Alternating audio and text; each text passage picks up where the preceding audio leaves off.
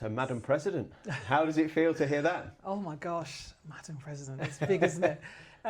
It's incredible. It really is. I still haven't come down to earth. It's an amazing achievement, and I'm really proud to be, well, I guess, taking on this role and doing the best for Coventry and Warwickshire. Yeah. Absolutely. And I know when we spoke before, you said there was a bit of a royal impact on the reason that you applied for the role. Can you tell us a bit about that? Yeah, I received an OBE, which I'm massively proud of from the King last year. And part of the accepting of that is him acknowledging your role as an OBE holder and sort of charging you really to give back and commit yourself to do more of what you're doing. So it's with that that I thought, actually, this role could help me give back more, even more to the community, and that's why I applied. Yeah, is that how you see the role of as that sort of giving back and going out and getting to know local and regional businesses and their stories and what they do? Yeah, I've been in the region for around 18 years or so, 19 years, and so I kind of thought I knew lots of people, but I don't. And actually, this I guess accolade in terms of getting the OB literally just opens up doors, and people who perhaps would have been a bit shy about saying who they are and what they do, I'm finding they're approaching me and saying, please champion us, can we talk to you about our wonderful organisation or our community group, etc. So that really, really excites me that I can carry on doing that even in a larger scale. Yeah, so when you were sort of going for the role, what was it that attracted it to you, and how did the Chamber kind of sell it as a role to you? Well, it took me ages to actually apply. I mean, I think I applied in the last week. I was umming and ahhing and thinking, is this the right fit? But as I started to talk to people about what they were looking for from the Chamber, I thought, well, I know people from the Chamber. I've worked with the Chamber for a while. This feels right. I think the rhythm feels right for me. And so it just sort of streamlined together and was, for me, a perfect fit. Then you have to apply and then you have to go for the interview. But that's when I had the chance to just talk out some of this vision and dream to the panel. But yeah, and sometimes the stars just do align, don't they? That Yeah. It's the right person at the right time for an organisation, and it feels like that's what has happened here. Yeah, absolutely. I feel really excited, massively nervous, but it's a real challenge. But also, there's going to be so much reward, particularly for the Chamber, that it expands, our membership expands, that people get to know us even more. And on top of all that, I love the fact that our community awards have been launched, the Business Community Law. So it's a time to celebrate people, which can't be bad.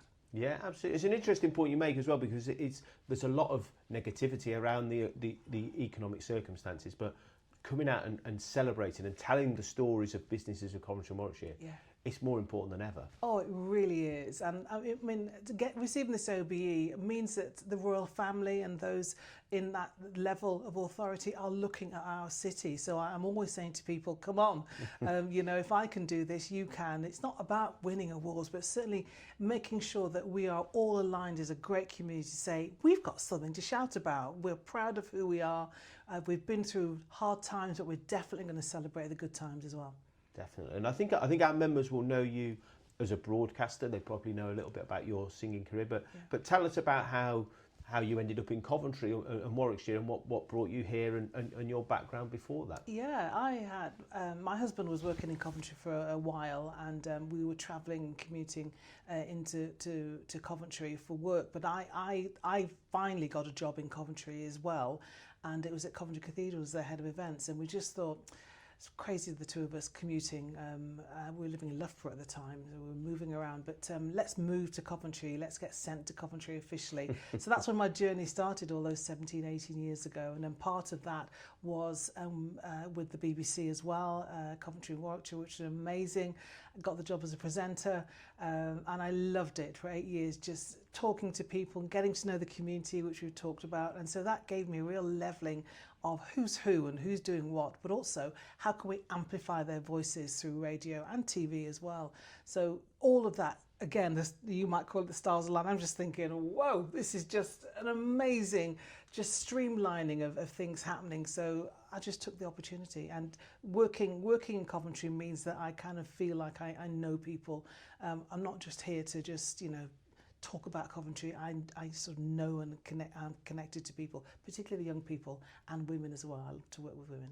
Yeah, and in terms of you arriving here, so I understand you actually were born and bred in Bristol. Yeah, born and bred in Bristol. Although I'm not going to say my age, all those years ago.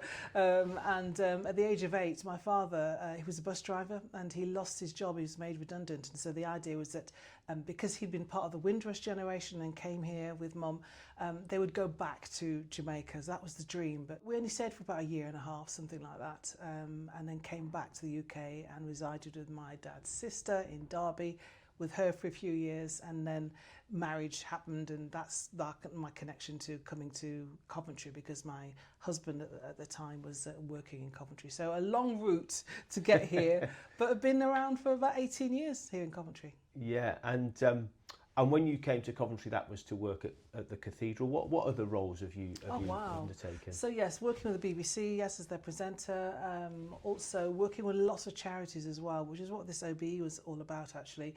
So Positive Youth Foundations, and a lot of work with those young people in terms of the creative arts, which is a big part of who I am.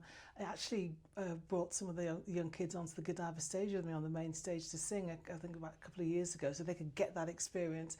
Mind charity, I did some fundraising with them, wrote a song regarding grief following the pandemic, having lost my own aunt to COVID.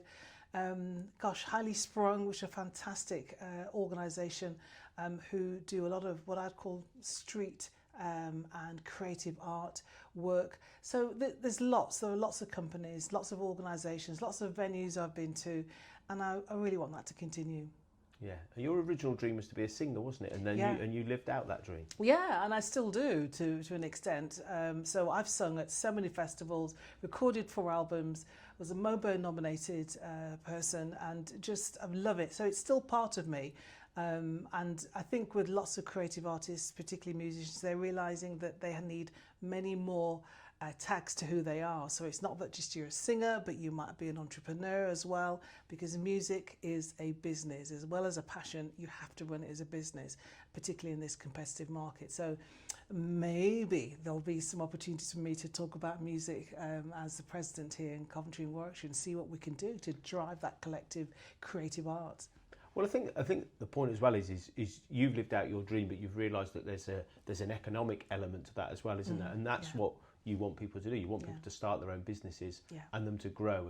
And I guess your story can help inspire people to do that. Absolutely. I've heard so many different figures about what the creative industry brings to the economy, an awful lot. And so the government don't want to lose that strength and that creative. We need creativity, and I'll be looking in the chamber about how ways that we can sort of inject some creativity into everything that we do, because that's when people come alive, and that's when they find their DNA in anything. So I'm even saying to people who are running their own companies, on your boards, make sure you've got someone that's creative. They will make a difference. They might drive you crazy, but you need out-of-the-box thinkers who are creative enough to think of different ways of doing anything. So yeah, creativity is here to stay. So I can't wait to get started. Absolutely. And what do you hope to bring to the role, and what do you hope to get out of it? Oh my gosh, I'm so privileged to be here, and I look at the whole area of collaboration as being something that's massively important to me. So how we collaborate with our members is going to be really important, how they receive information. I know we do a great job already, but collaborating with those companies that may be struggling and thinking, no one's interested in me, my turnover is so small, I don't have enough staff, we can't speak English very well. We've got lots of people who are literally sitting at their tables creating great ideas for businesses, but just can't take that step, don't know where to access funding, don't know where who to talk to regarding their brilliant genius idea. So I'm going to look at how we can make sure we get closer to those that are feeling vulnerable, feeling neglected. Women are rising so much in terms of their own I guess, their own creativity and their own opportunities to work. So I'm loving what we're doing here at the Chamber, but there's lots more that we can do to encourage more women to come up with their ideas and their business opportunities. There's lots. It's exciting, actually. It is exciting. Yeah. And what do you think has driven you on, you've got all this creative energy, Yeah. and now you want to give it back. What's sort of driven that within you, do you think? I think I've got a mum that is, when I think about it, I mean, let's be real. I mean, I'm just still helping my mum who's in Jamaica, and of course lots of us will know about what's happened over there, that awful situation there with the hurricane. I'm ringing her and she's encouraging me, to keep going. So it's in me, that DNA, to just keep giving to the community, and she is so well blessed by her community because of all that she's given. So I see the same here. What can I do to help? Are my first words often when I meet people. And what motivates me isn't money, it isn't title. They're all fabulous, great things, but it's more about just helping people to become successful. And you don't always need money to be successful. You just need the right elements in your life to help drive you forward and achieve what you want to achieve. So yeah, that's my big passion. And what does Mum think to you becoming president? Oh my, she said, that is good. She's in her Jamaican accent. She's going to come over here at some point. She's now saying, okay, it's awful over here. I need to come back to England and come and see everybody. But we'll see if that happens. But she's massively proud. And that makes me feel proud as well. Excellent. And you are a passionate Coventry and Warwickshire person, aren't you? What is it about the area that so inspires you and so brings out the best in you? You know, every time I go into the city centre and I sit in the centre there, outside Primark, outside just that in that middle space, and I look around, and the colour, the diversity, the age demographics, which change all the time, is just remarkable. If I'm ever feeling down, I just kind of sit and just watch the world go around. It's a very special place. And if you come here, you will catch a sense of diversity, inclusivity. You'll catch a sense of hard work, entrepreneurship, just by walking through the city. And I'm motivated to not just catch that, but just live in it as well. That's why it's so special. It's not like any other city. And I think it's mark of what's happened in the past with the Blitz, etc. Having worked at Coventry Cathedral, been absorbed with all of that, makes it a very unique city. It is the city of reconciliation. It's a city of peace. It's a city, though, that's thriving economically, and I want to be part of that bandwagon that's saying, yay, we're fantastic. And in terms of a final message maybe to our members, what is it that they can expect from you over the next couple of years? Oh my gosh, please, well, definitely shout out to me for anything that you need. I'm here to cheerlead you, and really it's more a question of what can I do for you? That's how I want to turn it on the head. And if it's me coming down and supporting, then I'll do that, whatever you need. So I have an open door policy, and I love talking to people. So whatever we can do to amplify stories is definitely something that I feel is important.